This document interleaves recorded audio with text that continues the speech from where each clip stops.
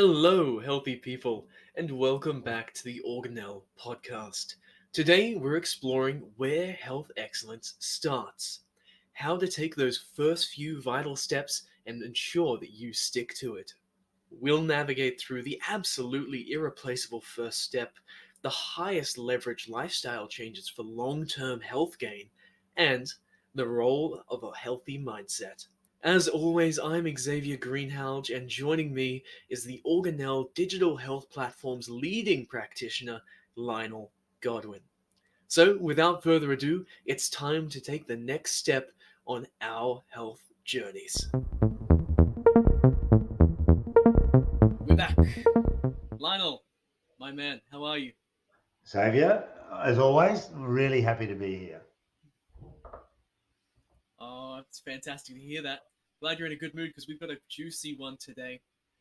Today, we're Excellent. going to be solving the problem of where do I start when it comes to improving my health? So I have a glorious question tied up and ready for you. But before that, I need to preface with a simple point. The obvious answer to this question is going to be organelle. We both work for it. We think it's the absolute key to the future of health. But in order to make things interesting for the viewer at home, I'm going to make it with a slight predicate that this first question is Lionel, if you did not have access to organelle and did not have your 40 years of experience in the medical industry to rely on, what would you do in order to tackle the problem of starting your health journey? Well, that is a interesting and complex question to answer. Firstly, I'd need to have a clear understanding of what it is I'm trying to change about my health and what was the catalyst for it. So once I've understood that and I understand what my goals and aspirations are, it's then about making them realistic and achievable. I don't like, as a rule, to make wholesale changes for people. I think they're very difficult for people to stick to. And I think if it becomes that prescriptive that you're thinking day in, day out about every little thing that you've been asked to do, then that creates its own set of problems. I like to set small, manageable, verifiable goals. When I'm looking to change my health and wellness, whether it be mine or somebody else's, my encouragement to them is to go, okay, let's start with the basics. What are the things, now that we understand what it is you're trying to do, what's the simplest thing we can do? Once we've understood what the simplest thing is we can do, okay, then how do we build on that? What do those steps and transitions look like as we conquer one aspect, conquer the second aspect, conquer the third aspect, and we just keep moving forward very simply without a great deal of pressure, understanding that, to make a change in your health and wellness, it takes time. If you feel like you need to change or if you've suddenly become unwell, that just hasn't happened overnight unless you've been exposed to a virus or something like that that's come on very, very quickly. If we're talking about, your overall health and wellness, then, this is a journey. It's a journey that started a long time ago, maybe got you to where you are now and you're not happy with where you are now. So it's about understanding that, okay, I'm going to fix this, but it's a journey. This is not a quick fix. This is not about magic pills, magic potions. You need to get all of that out of your head. Understand that there's no magic pill, there's no magic potion. There's only time, an understanding of what you want to achieve, and a commitment to that understanding. So, having, for want of a better phrase, actionable thoughts. Be very clear about what you want to do with yourself, but don't try and make it as a wholesale change where you're changing everything on day one. You try and do it with small steps along the way if you can. If you don't have access to Organelle, for instance, where we monitor, manage, and collate all of your data, then it's just about using whatever reference points you want to use to measure and track how you're going. Um, you know, we're lucky that we live in a world where if we do want to make change, we do have a lot of support networks out there, either through professional or business related people out there, or through friends and family and the like. But you know, the without a shadow of a doubt, we need to understand what it is we're trying to achieve, Understand that it is going to take time, and understand that there are no quick fixes or magic potions to help us on that journey. Right, I wasn't expecting that. So the first step is a dose of realism. You've got to Yeah. accept that this stuff takes hard work and it's worth doing. Okay, Well, yeah, it's so not necessarily that that's really the hard work is not really what it is. It's the fact that you're hardwired to not really want to go down this path because you realise there are sacrifices, and we generally don't like to sacrifice things. But you know, in order to achieve good health and well-being, there are certain things we just have to forego. So we've got to change that hardwired, and particularly your generation. I mean, no disrespect to your generation at all, Xavier, but you guys are used to instant gratification. You're used to things happening right here, right now. Well, health doesn't work like that, particularly if we're unwell. We just didn't get unwell overnight. yeah, that's right, Reinl. I can trash my generation. We deserve all of it. Too much TikTok, even for me. Okay, so that in mind, first steps the dose of realism. Get your head in the right place. Otherwise, anything you do is going to be a sandcastle on the beach, just be washed away by the first wave that comes along. After that, what's the first action that someone should take? Setting a reasonable goal, an achievable goal, something that they know Hmm. that they can absolutely commit to. That's the number one. Number When two, setting when you know when gone. setting that first goal, what should someone, let's say, generally, what should someone prioritize when it comes to health? That's an easy one for me. Having Hmm. nutrient dense calories, not empty calories. And I'm happy to So explain you'd more about say, in general, obviously there'll be exceptions. For most people, the most effective thing you can do to improve your health right away is to fix your eating. that. Absolutely.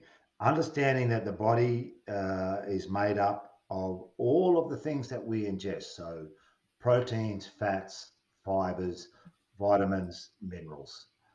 These are the building blocks of our body, and they come from the foods that we eat.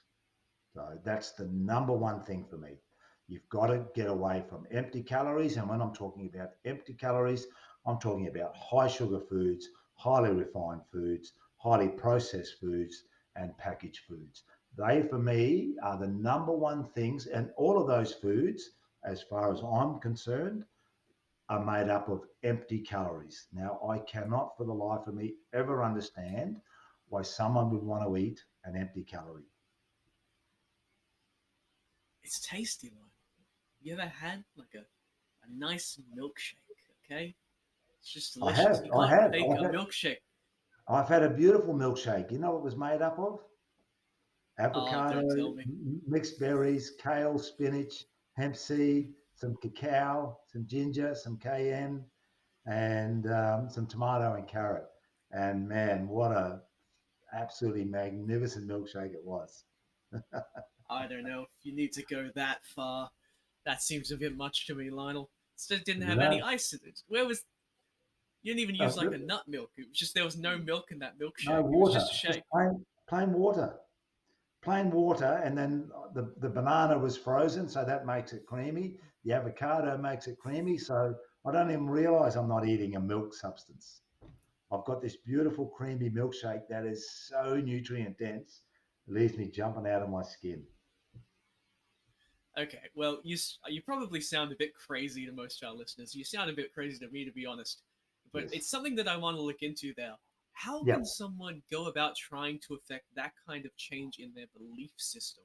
Whereas obviously we've been proven time and time again by fast food, convenience food, how we were raised, whatever, that these sugary things are enjoyable, and there's because I'm young, because a lot of people are, we haven't really felt the consequences of indulging so much yet. How could someone actively try to change their belief behind the fact that fast well, food's okay you in a know, stressful time? one of the reasons that I became an evidence based practitioner was to help people change mindsets. So for me, there's Hmm. no better tool to use than evidence that comes from within. So for me, blood works, obviously, um, provides so much evidence. So if I could sit someone down and present this evidence to them about where and why uh, their bloods are deficient in so many nutrients, that's for me is the easiest way to manifest change in mindset by showing them the cold, hard facts. Like, this is where you're at. And at 21, say, we'll use you as an example. Xavier, at 21, your blood shouldn't be like this. You know, they should be in these ranges. These are the things that we need to be very, very aware of. And so that for me is the easiest way. Just provide some initial evidence. The evidence has already been there for most people in the way that they're feeling. There's already been something that's happened within their mindset that's made them think, I want to make some changes. I just don't feel as good as I should. But that feeling can pass very quickly. It can be just a fleeting feeling for most people. But then if you then, validate that feeling with some evidence that proves why they're feeling the way that they are, that hopefully then helps with that change in mindset. The other thing around that as well is also then going to a source that you can trust in terms of providing me some support, some guidance, and to give me, some help with the direction that I'm going on, and to try and help me understand what the journey might look like, because the journey looks different for everybody. And getting some help and understanding around what that journey might look like, I think really then does help people change their mindset, because they can be prepared. They can understand that this can be a transition. It doesn't have to be an all or nothing type thing. We can set up scenarios for people that are manageable with a change in mindset, but then also supporting that change in mindset. Yeah, that's beautiful. So we got it. Whereas most people are gonna have this almost positive mental association tied to things like junk food, just because of the instant gratification that you get.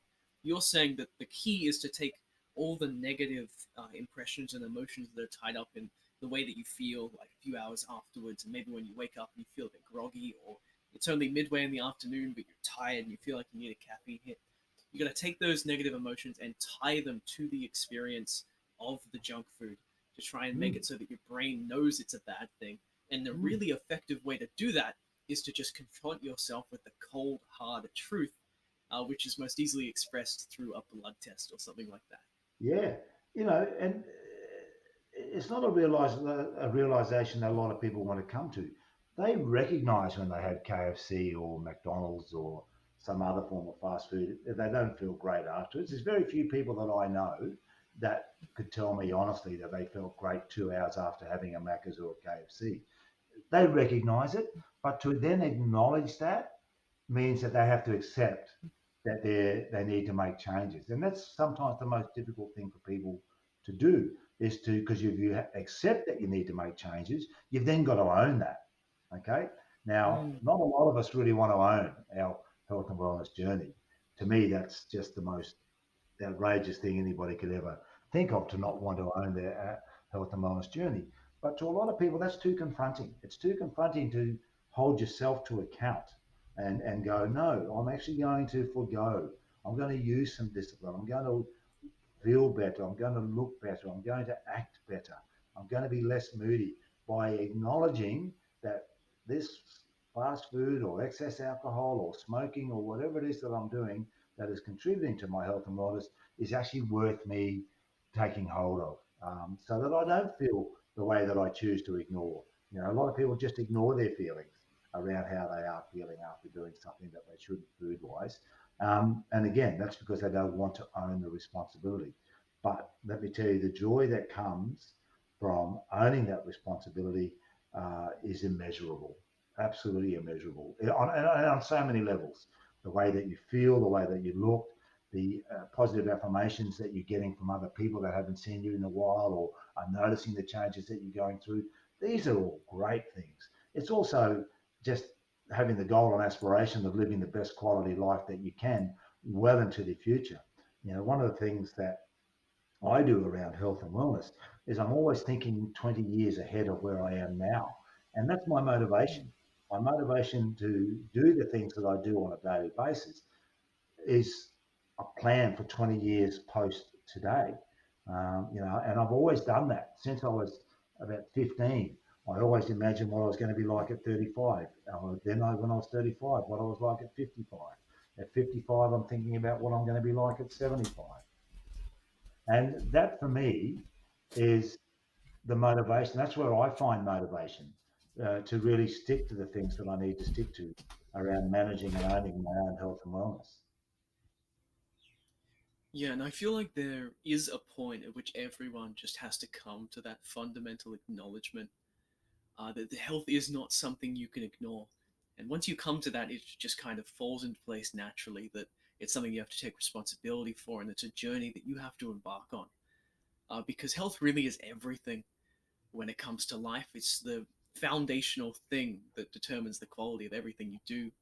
It determines the even just how much I enjoy walking around. It's like walking around in an unhealthy body versus walking around in a healthy body. It's just a completely different experience and a absolutely phenomenal shift in terms of quality of life. Mm. So I think we've given just so much value to the audience here today, and I just want to say to them, if anything we said has caught your interest or you'd like to know more about us and Organelle, the company we work for, which could make this process so much easier for you by getting all of that blood data up front and experts like Lionel guiding you through the process of changing and growing, then you can go to organelle.com.au. That's organelle.com.au. And the beauty of going there, That Xavier, said, is that yep. the journey will be a supported journey through using what Organelle has to offer. So that's exciting. We'll even scare a little bit of fear into you with your blood results, won't we? Absolutely, we will. We'll be honest. It's been phenomenal as always talking to you, Lionel. Till next time. You too. Take care, Xavier.